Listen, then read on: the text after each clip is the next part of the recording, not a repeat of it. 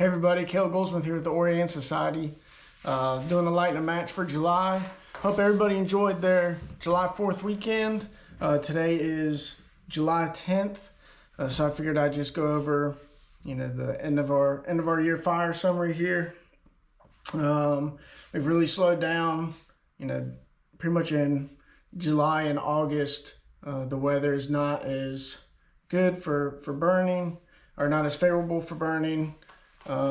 It gets hot, everyone's starting to lose, all the burn crews are headed out, so everything calms down a little bit in end of June to the end of July. So I thought it'd be a good time while it's hot outside and the gnats were trying to fly all in my face to do one from the office.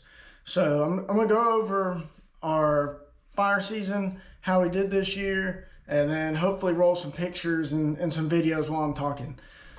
So this year we burned for a total of 8,208 acres. So I think that's the second highest since the inception of the burn crews in Orion. Private land, we had 3,906 acres. We'll probably get a couple more burns to break 4,000 acres this year. And that will be a huge accomplishment, one that I've been trying to do for the past couple of years. We had 98 burn operations, and well over half of those were on private land. 63 of those operations were on private land, which is great. I love getting on private property since that's where most of the restoration is kind of most difficult, honestly, in Georgia, is on some of these private lands. So really proud of getting out there and trying to restore some of this habitat on private property. And we did that for 27 landowners burning, and we provide technical assistance to 34. So that was down just a hair from years past, and that was because we had some hurricane damage from Helene. A few folks decided to opt out of burning this year, which is completely understandable. We did a few units ourselves that way, where we just had so much down storm debris that we need to get a logging crew in there and clean some of that stuff up. So I know a lot of folks decided to opt out this year, clean up their properties, get their fire breaks cleaned back out, and we'll get back to it next year on those properties. And that's completely fine and very understandable. We're doing the same thing ourselves on parts of our property.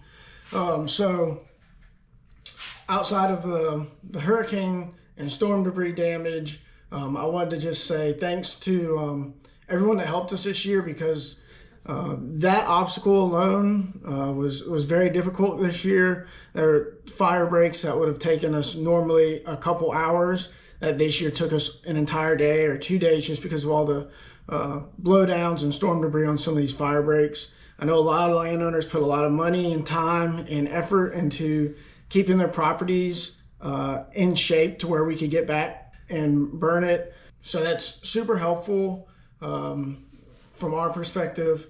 And we appreciate everybody that's helped: landowners, IBT partners, interagency burn team partners, the Nature Conservancy, DNR, Georgia Forestry Commission. All you guys have helped us out tremendously, and we wouldn't have been able to do what we did this year without everyone's help and a team effort. So really appreciate that.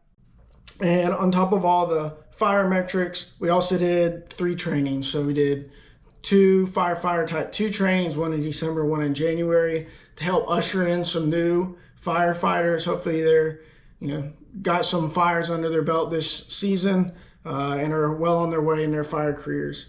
And then we also did a S212 training, which is for basically introduction to operations of chainsaws and safety. So we did those 3 trainings, which were led by DNR and the Nature Conservancy.